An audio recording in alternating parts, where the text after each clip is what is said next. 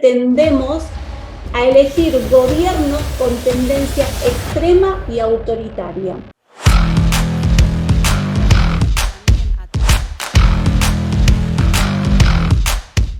Estimada doctora, el título de la ponencia que va a desarrollar el día sería Hacia un nuevo proceso penal inquisitivo, a manera de interrogatorio, posibles ataques al proceso acusatorio adversarial.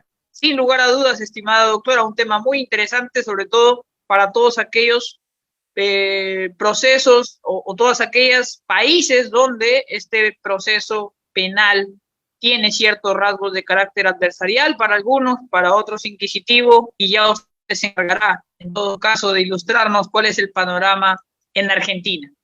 Estimada doctora, informarle que usted cuenta con 30 minutos a efecto de poder desarrollar la ponencia que nos va a presentar en esta tarde. Muchas gracias. No, gracias a vos por la invitación y por la oportunidad de comunicar con ustedes alguna inquietud o reflexión, si se quiere decir de alguna manera, porque soy abogada litigante en la República Argentina, pero a su vez soy profesora maestra de juicio oral, y entonces lo que voy a compartir con ustedes es, de alguna manera, una inquietud generalizada en todos los países de Latinoamérica donde capacito.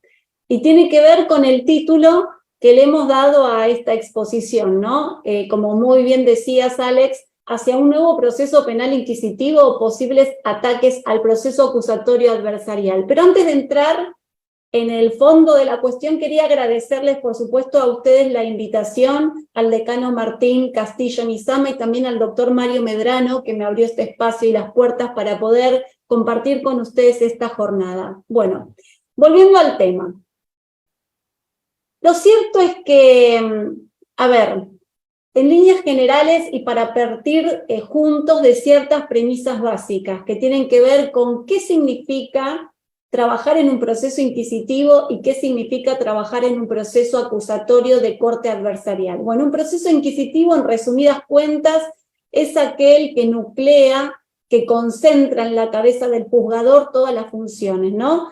La de perseguir un delito, la de investigarlo, la de acusar y la de juzgar. Muchas veces estas decisiones eran tomadas o son tomadas, como sucede en muchos países de Latinoamérica y en parte de la Argentina, debo reconocer, de manera secreta, ¿no? Hay cierto secretismo, cierto hermetismo, y no sabemos en base a qué el juez se forma una supuesta convicción. Y por otro lado, las características de este proceso inquisitivo es que el sujeto, el individuo, el perseguido por la acusación, no es un sujeto de derecho, sino que es un objeto de persecución sobre la cual o sobre el cual es válido proferirle ataques, castigos y todo tipo de tratos crueles para lograr la confesión o para descubrir la verdad, como nos decían.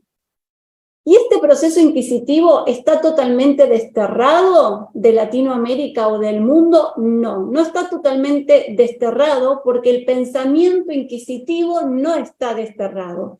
Y no está desterrado ni siquiera en nuestros operadores, pero tampoco en nuestras sociedades, ya que siempre tendemos a elegir gobiernos con tendencia extrema y autoritaria.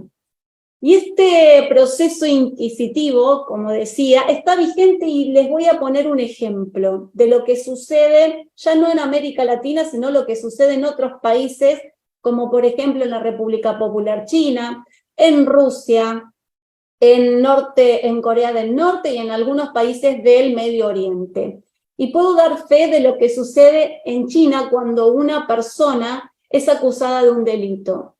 El trabajo, el rol del abogado defensor es llevarlo, entregarlo al juez, y no discute hechos, no ofrece prueba, tampoco discute la calificación legal, sino que simplemente se limita a decir que agradece al juez el dictado de la justicia para el caso, aunque esta justicia signifique la aplicación de la pena capital, incluso para casos donde la persona es acusada injustamente, es decir, inocente. Da lo mismo, porque para ese sistema lo importante es que se imparta justicia. Como les decía, el individuo no es importante.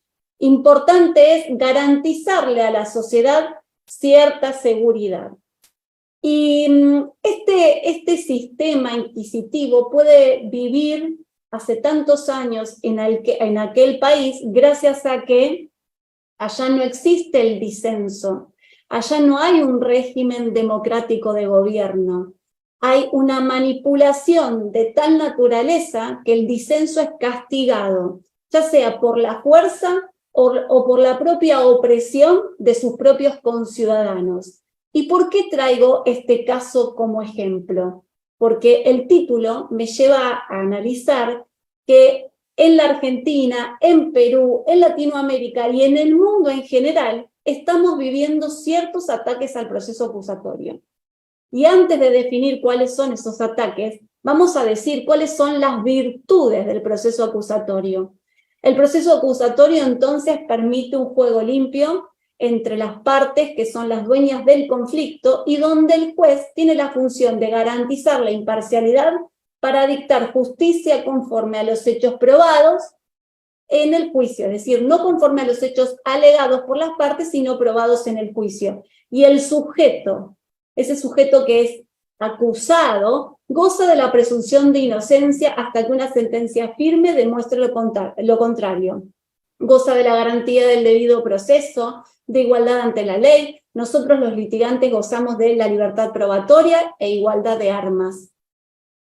Y en este proceso acusatorio es posible, gracias a que en nuestros países, tanto Perú como la Argentina, tenemos una raíz constitucional liberal que pone a la mínima expresión, que es el individuo, en el centro de toda protección. Es decir, se protege al individuo por sobre el avance de cualquier poder. Y cuando hablamos de poder, no solamente me estoy refiriendo a los poderes instituidos, sino también a otros grupos de poder internacionales, grupos de poderes mediáticos y también grupos colectivistas. Y aquí voy entonces a defender a nuestros sistemas acusatorios de base constitucional de esos posibles ataques. ¿Y cuáles son?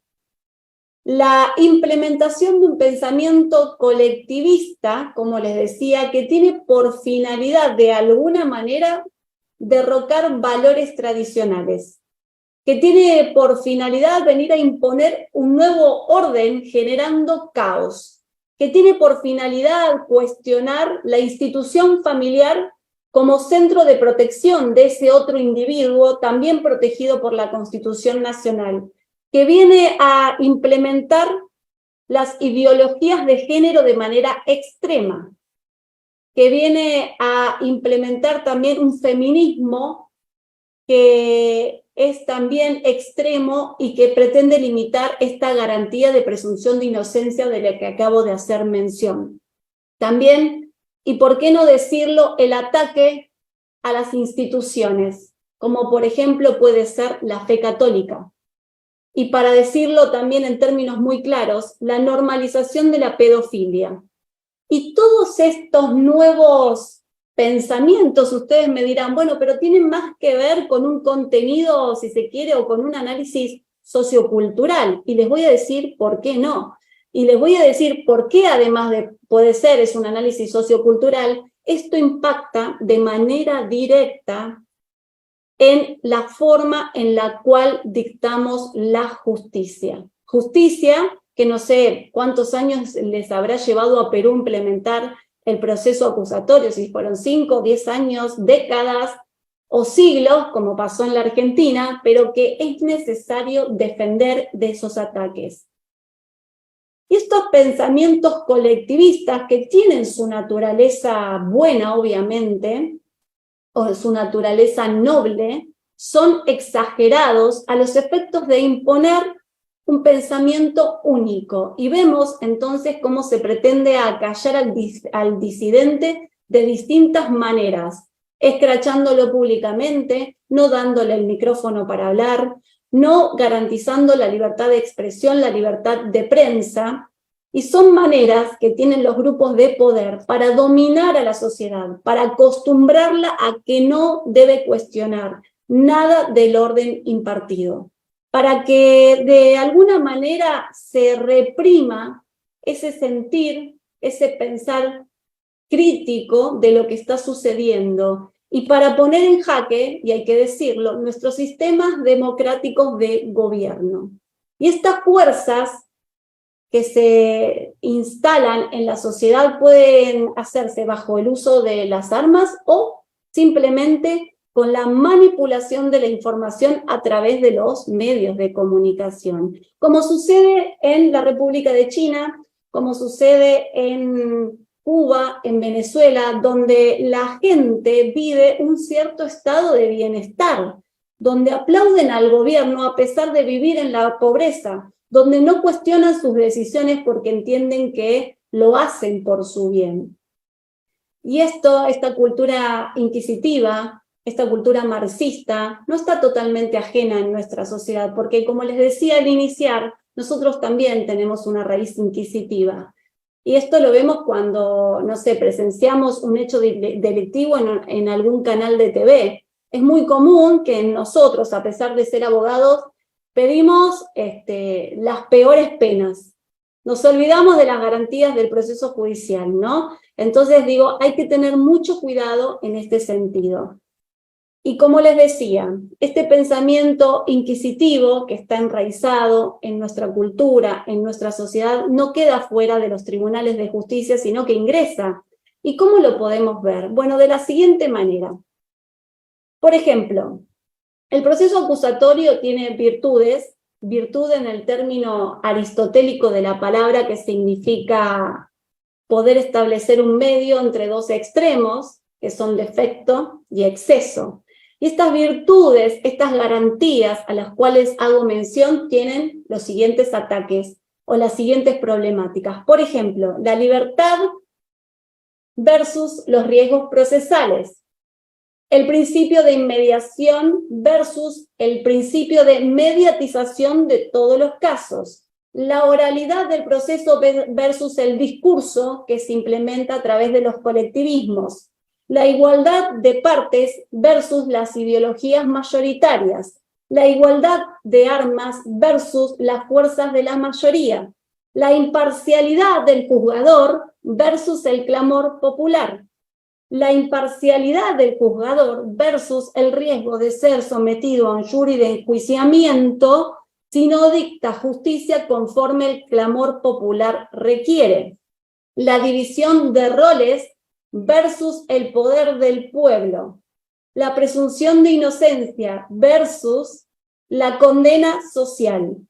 La publicidad versus la manipulación mediática. Son algunos de todos los que puedo mencionar y en otra oportunidad puedo hablar de cada uno de ellos más en extenso. Estos son los ataques que subrepticiamente se han colado en estas ventajas, en estas bondades que tiene el sistema acusatorio, que implica abrir la puerta de los tribunales para que cualquier ciudadano pueda observar por sus propios sentidos lo que sucede puertas para adentro, como manera de garantizar, ¿no?, que la justicia dictada es conforme a la verdad de los hechos demostrados en el juicio. Es decir, esta apertura de los tribunales trajo otras consecuencias que creo que no han sido previstas por nosotros, los operadores del derecho, los impulsores de las reformas en nuestros países, pero que además es instalada subrepticiamente para vulnerar estas garantías, estas bondades, estas virtudes del proceso acusatorio, porque saben que en nosotros el pensamiento inquisitivo está siempre latente.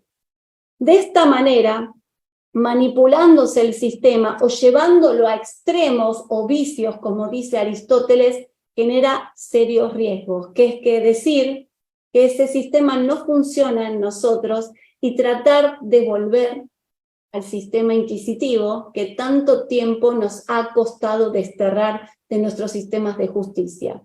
Pero no todo es malo, y yo siempre quiero dejar un mensaje positivo, que tiene que ver con que la solución también depende de nosotros. Nosotros que somos abogados, litigantes, que luchamos todos los días para que estas prácticas inquisitivas terminen de una vez por todas derrocadas, tenemos la función principal de ser válidos comunicadores respecto a lo que debe ser en una sociedad. Somos los encargados de decirle a la comunidad lo que está bien, lo que está mal, lo que dicen nuestras leyes y cómo éstas deben aplicarse en el caso particular. Somos los que debemos exigir presencia en los medios de comunicación para garantizarle al individuo el trato de inocente hasta que la sentencia demuestre lo contrario. En este sentido es importante que los medios de comunicación se refieran a toda persona sometida a proceso en potencial, podría ser, estaría involucrado, y no que afirmen con certeza, generando un clamor popular revanchista que de última termina haciendo una presión tan grande en la imparcialidad del juez que por temor a represalias prefiere dictar mal justicia que dictarla bien. Entonces somos nosotros también los que debemos exigir el derecho a réplica de toda persona acusada injustamente para que se le dé el mismo espacio en los canales de televisión a efectos de reivindicar su honor como debe ser.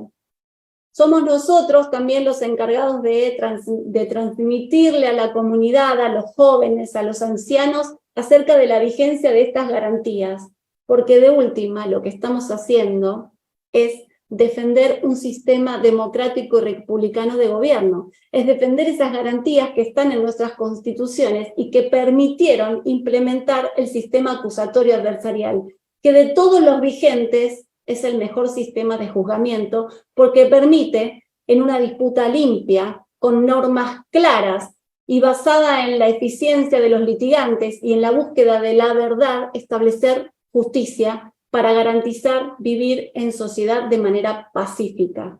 Y entonces, retomando el sentir y el pensar de Aristóteles, lo cierto es que nuestra función como litigantes es tratar de que el sistema se mantenga en un término medio para evitar que lo que son estas virtudes se conviertan en excesos. Es la convocatoria a ustedes. Muchas gracias.